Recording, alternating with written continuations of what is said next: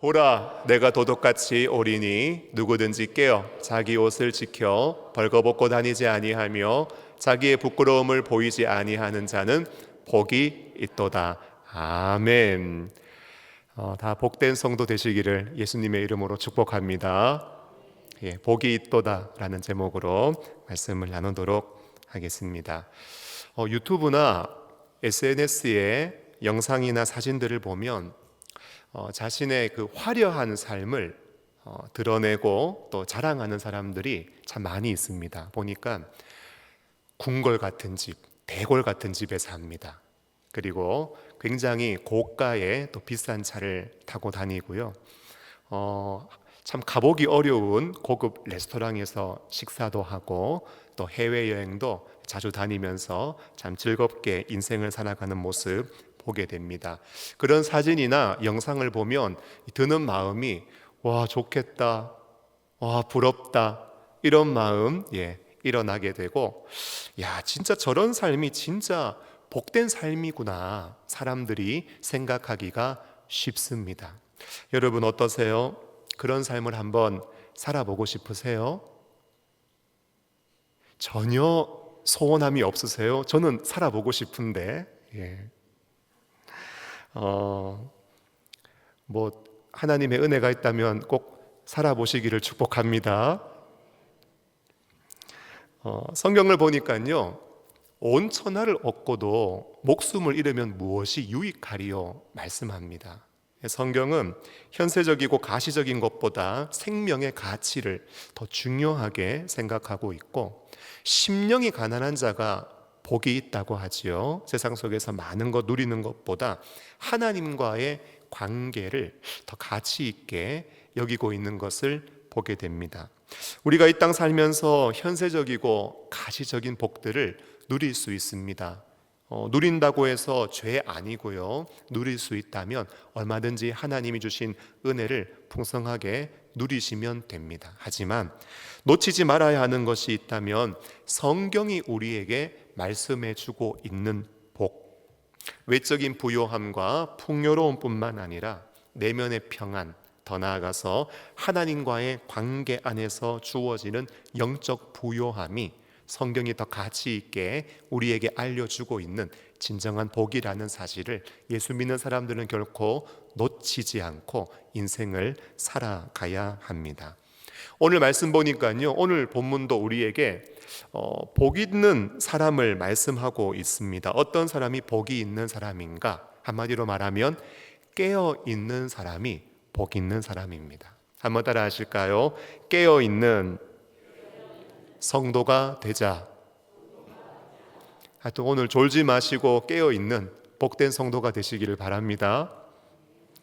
여러분 왜 깨어 있는 사람이 복이 있다고 말씀하는 것일까? 그 이유는요 주님이 오시는데 어떻게 오시느냐? 성경 보니까 도둑같이 오시기 때문입니다. 여러분 혹시 집에 다이아 반지 있으십니까? 집문서 있으세요? 아니면 이 골드 바 같은 것도 이렇게 좀 가지고 계십니까? 있는데 대답을 안 하시는 거예요? 제가 안 가져갈게요. 달라고도 안 할게요. 있어요, 없어요? 집에 도둑이 한번 들었다고 가정해 봅시다. 도둑이 들었는데 연락이 와서 저 몇 날 몇 시에 훔치러 갈게요. 저 언제 그거 가지러 갈게요. 여러분 혹시 예고하고 오는 도둑 본 적 있습니까? 대부분 그런 도둑 없지요. 최대한 예고 없이 몰래 와서 전부 다 이 귀중한 것을 다 가져가 버립니다. 여러분 예수님이 도둑같이 오신다는 말씀은 예수님의 재림은 예상할 수 없는 시점에 갑자기 일어난다는 것을 의미하는 것입니다. 사실 오늘 본문은요 계시록의 문맥상 7인 그리고 7나팔 7대접의 재앙에 대해서 말씀하고 있는 가운데 위치하고 있는 본문입니다. 거듭되어지는 7재앙에 대해서 어떤 사람들은 야 이거 문자적으로 과거에 일어났고 또 현재 일어나고 있으며 앞으로 일어날 일이다, 순차적인 재앙이고 심판이라고 이야기하는 사람도 있지만, 여러분 요한계시록 통독해 봐서 아시겠지만 7 인재앙을 쭉 이야기하다가 끝날 때쯤 되니까 마지막 때 또 그 7 안에 뭐가 있어요? 7 나팔 재앙이 있고, 7 나팔이 이제 불려질다 싶은데 갑자기 이제 7 인 재앙, 7 대접 재앙이 이렇게 일어나는 것 보게 되지요. 마치 그 러시아 인형처럼 7 안에 또 다른 7이 들어가 있는 형식입니다. 그래서 3가지 또 7가지 상징을 통해서 예수님의 부활과 재림 사이에 일어나는 심판에 대해서 3가지 다른 관점으로 묘사했을 가능성이 큽니다. 여러분, 이러한 심판이 이루어지는 세상 속에서 주님이 오시는데 갑자기 오세요. 그런데 그 주님을 준비되지 못한 모습으로 맞이한다면 영원한 멸망입니다. 하지만 준비된 모습으로 깨어서 맞이할 수 있다면 그 영혼은 구원과 생명입니다. 그래서 성경은 어떤 자가 복이 있는가? 깨어있는 자. 그래서 주님 만남을 기다리고 사모하다가 주님과 만나는 사람, 그래서 그 영원한 세계에 들어가서 영생을 누리는 사람, 그 사람 진짜 복 있는 사람이다, 성경은 평가하고 말씀하고 있는 것입니다. 축복합니다. 깨어서 주를 반겨 맞으시는 복된 성도 되시기를 축복합니다. 여러분, 혹시 주님이 언제 오시는지 날과 시를 알고 있는 분 계십니까? 기독교 역사를 보니까요, 예수님 재림에 대해서 언제 오신다, 어떤 날에 오신다, 몇 시에 오신다, 날과 시를 이야기하는 사람들이 많이 있었습니다. 한국에서는 다미 선교회가 그랬죠. 1922년 10월 28일 24시에 휴거가 일어나고 1999년 종말이 온다고 주장했습니다. 당시 이 시한부 종말론을 추종하는 사람은 약 15만 명에 이르렀고요. 추종하는 신흥 종교 단체는 200여 개나 되었습니다. 하지만 여러분 아시는 것처럼 그날의 주님은 오시지 않았습니다. 한국뿐만 아니지요. 종말론의 역사를 보면 영지주의자 몬타누스파라는 파가 예수님 승천 이후에 1세대 내에 예수님 재림하실 거라고 믿었습니다. 그리고 새 예루살렘, 그리고 천년 왕국의 장소로 프리기아 지방의 페푸자를 지목했는데 거기에 주님 오시지 않았습니다. 중세 12세기 피오레의 산 지오바니 수도원의 창설자요 신학자요 신비주의자였던 피오레 요아킴은 요한계시록을 연구한 후에 역사를 성부시대, 그리고 성자시대, 성령시대로 구분하면서 1260년 성령시대를 통해서 새로운 역사가 시작될 것이라고 주장했는데 여러분, 세상은 바뀌지 않았습니다. 19세기 미국에서는 침례교 농부였던 윌리엄 밀러가 특별한 관심을 가지고 종말론을 연구하여 1844년 3월 21일에 예수님이 오시는 재림일이라고 주장했습니다. 그런데 아무 일도 일어나지 않자 그를 추정하던 한 사람이 하박국의 말씀과 예레미야를 근거로 해서 재림 날짜가 7개월 10일 뒤로 연기되었습니다. 이야기하면서 1844년 10월 22일로 재조정되었다고 했지만 그날에 예수님 오지 않으셨습니다. 여러분, 요즘 가장 파괴적인 영향을 끼치고 있는 신천지도요, 시한부 종말론의 일종입니다. 요한계시록을 자의적으로 해석합니다. 창시자 이만희를 자칭 보혜사 이긴 자 재림주로 부르면서 알곡교인 14만 4천 명 딱 모이면 새하늘과 새 땅이 이루어진다고 주장했는데 여러분, 14만 4천 명은요 12에 2 거듭 제곱하고 10에 3제곱을 해가지고 여러분 구약과 신약 가운데 구원받은 모든 성도들을 의미하는 것입니다. 하여튼 알곡고인 14만 4천 명 모이면 주님 오신다고 해서 열심히 전도하면서 사람들을 미혹했는데 보니까 이미 14만 4천 명 넘었어요. 참 가슴이 아프죠. 오셨습니까? 안 오셨어요. 여러분, 그들의 모든 주장은 거짓말이라는 사실이 역사 속에서 다 드러나고 있습니다. 그런데 문제는 그렇게 주장한 사람들이 예수님 특정 연도에 오신다고 하면서 사람들을 속이고 재산 갈취하며 가정도 파괴시켰고, 안타깝게도 그 주장을 따랐던 사람들 재산 잃고 영적으로도 큰 손해보며 상처와 아픔을 경험하게 됩니다. 여러분, 왜 이런 일이 일어날까요?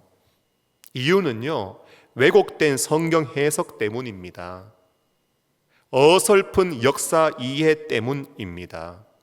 보편성을 다 상실해버린 직통 계시에 근거하기 때문에 이런 일이 일어나고, 가장 중요한 것은 마태복음 24장 36절 말씀을 통해서 예수님은 그날과 그때는 아무도 알지 못한다고 성경을 통하여서 정확하게 미리 말씀해 주셨지만, 사람들이 말씀에 깨어있지 않기 때문에 여러분, 거짓말에 쉽게 흔들리고 미혹되어 큰 영적인 손해를 입게 되는 것입니다. 여러분, 주님 다시 오심을 기대하는 것은요, 재림을 소망하는 것은 성도의 의무이면서 성도만이 가질 수 있는 영광스러운 특권입니다. 그런데 언제 오실지는 몰라요. 그 날과 그 시를 몰라요. 그리고 세상 사람들은 자꾸 언제 오신다, 몇 시에 오신다, 우리를 미혹하고 있습니다. 그러므로 여러분, 예수 믿는 사람들은요, 성경을 통하여 우리에게 약속되어진 주님의 재림을 정말 깨어 기다리는, 소망하는 삶을 우리는 살아가야 하는 것입니다. 여러분, 깨어있는 삶은 도대체 어떤 삶일까요? 찬송 중에 이런 찬송 있죠. 늘 깨어있으라, 잠들지 말아라, 주님과 동행하라. 여러분, 늘 깨어있는 삶은 어떤 삶일까요? 잠도 안 자요. 24시간 불면증 걸려가지고 늘 말똥말똥 깨어서 기다리는 삶, 그 삶이 깨어있는 삶일까요? 오늘 우리가 함께 읽은 요한계시록 16장 15절은요, 깨어있는 사람들의 삶의 특징을 우리에게 한 3가지 정도 알려줍니다. 첫째는요, 주님의 오심을 아는 삶이에요. 보라, 내가 도둑같이 간다고 하지 않습니다. 도둑같이 어떻게 하신대요? 온다고 말씀합니다. 날과 시를 모르지만 여러분, 주님이 오실 것에 대해서 분명히 확신하며 사는 삶, 이 삶이 우리에게 필요한 것이지요. 여러분, 운동복으로 갈아입고 마라톤 경주를 한다고 생각해 보십시오. 선수가요, 달려가다가 결승점이 어디 있는지 몰라요.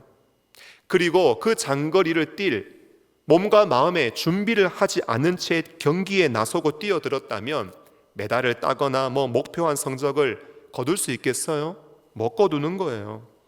결승선이 어디 있는지 명확하게 알고 그 경기에 나갈 몸과 마음을 다 준비한 그 선수가 철저히 잘 훈련하고 준비하여서 결승선에 이르며 바라고 소망했던 목표를 달성하고 열매를 경험할 수 있는 것입니다.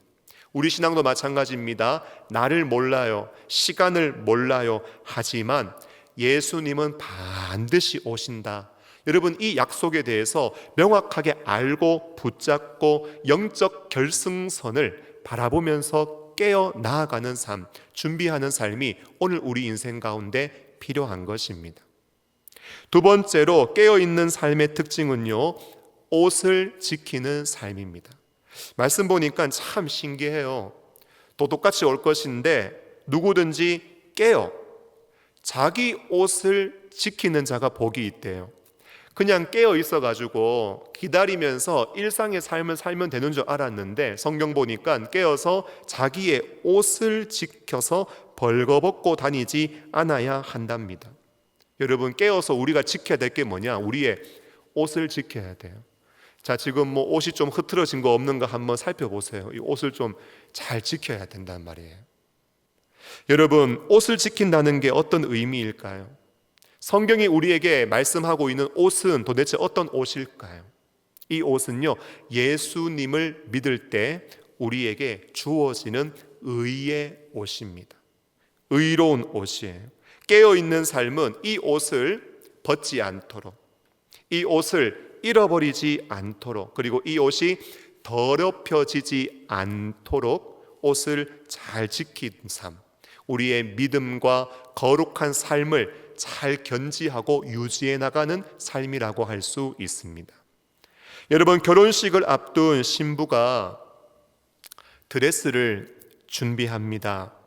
제가 보니까 우리 교회에서요, 한 2분 정도 신부의 아름다운 웨딩 드레스를 디자인하시는 분이 계시더라고요. 여러분, 결혼식을 앞두고 신부는 어떤 드레스를 입을까, 덮인 걸 입을까, 파인 걸 입을까, 디자인을 정합니다. 그런 다음 치수를 재죠. 옷을 재단을 합니다. 신부를 아름답고 돋보이게 하기 위해서 깨끗하고 아름다운 드레스를 준비하고 신부는 피팅도 하면서 결혼식을 준비해 나갑니다. 저는 그 드레스를 만드시는 분께 배웠는데요, 피팅을 최소 2번 이상 한답니다. 왜 2번 이상 할까요?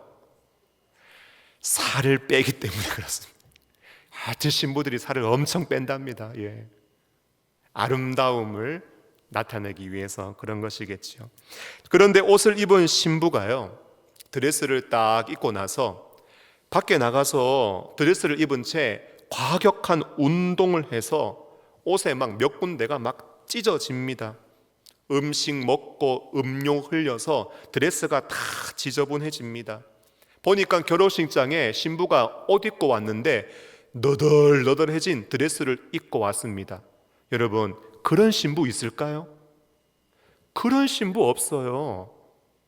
최대한 그 드레스가 손상되지 않도록 거기에 잘 맞게 몸과 마음을 갖추어서 가장 아름다운 모습으로 딴딴따단 하는 거 아니겠어요? 여러분, 우리는 주님의 순결한 신부로서 예수님께서 우리에게 주신 그 의의 옷을 지키면서 주님의 오심을 기대하고 사모하는 삶을 살아야 하는 것입니다. 마지막으로요, 부끄러움을 보이지 않는 삶입니다. 자기 옷을 잘 지켜서 벌거벗어 다니지 않고 자기의 부끄러움을 보이지 않는 자, 그 사람이 복이 있다고 말씀합니다. 여러분, 신앙은요, 이거 주님 오신다는 것을 아는 것, 그래 나 옷 잘 지키며 살아야지 마음 먹는 것, 여러분, 이것으로 끝나지 않습니다. 주님 앞에 부끄러움이 없는 삶이 되기 위해서는 여러분, 그것은 말씀을 행하면서 주님의 말씀에 순종하며 주의 뜻대로 살아가는 삶의 열매가 따라와야 하는 것입니다. 사람들은요, 내가 아는 것 그리고 마음에 품고 있는 것, 여러분, 이게 전부 다 드러나게 되어져 있습니다. 여러분, 제가 여러분들 인사할 때 사랑합니다라고 인사하잖아요. 그런데 마음속에, 생각 속에, 마음속에 사랑하는 마음 하나도 없는데 그 말 하기가 쉬울까요? 여러분, 어려운 거예요. 정직하고 진실하게 살려고 하면 여러분, 적어도 내가 사랑합니다라고 말할 때 이 강단에서 사랑하는 영동중앙교회 성도들 정말 사랑하고 귀하게 여기고 소중히 여기는 그런 마음들은 있어야 그 말도 할 수 있는 것 아니겠어요? 여러분, 사람은 자기가 생각하고 있는 것, 마음에 품고 있는 것 전부 다 밖으로 다 드러나게 되어져 있습니다. 사랑하는 마음 드러납니다. 미워하는 마음도 드러납니다. 열심 있는 마음도 드러나고요, 하기 싫은 마음도 다 드러나고, 여러분, 우리의 생각과 마음에 어떤 것을 품고 있는가는 여러분, 말 안 해서 그렇지 다 우리가 영적인 존재라서 다 느끼게 되는 것입니다. 주님은 온다는 거 알고 있습니다. 옷은 지켜야 한다고 마음을 먹었습니다. 그런데 실제로 삶 속에서 내가 순종하고 실천하며 적용하며 사는 삶의 열매가 없다. 여러분, 결국 옷을 지키지 않았기에 부끄러운 삶을 맞이하게 됩니다. 하지만 주님 오심을 알고 옷을 잘 지키며 말씀 앞에 순종하며 따라가는 삶, 여러분, 성경의 말씀대로 절대로 부끄러움 당하지 않고 주님께 진짜 복 있다, 참 잘했다 칭찬받는 사람 될 것입니다. 여러분, 혹시 알람을 맞추고 일어나지 못해서 중요한 약속을 놓친 경험이 있으십니까? 저는 담임 목사로 부임하고 나서 늘 잘 때마다 알람 맞춰놓고 잡니다.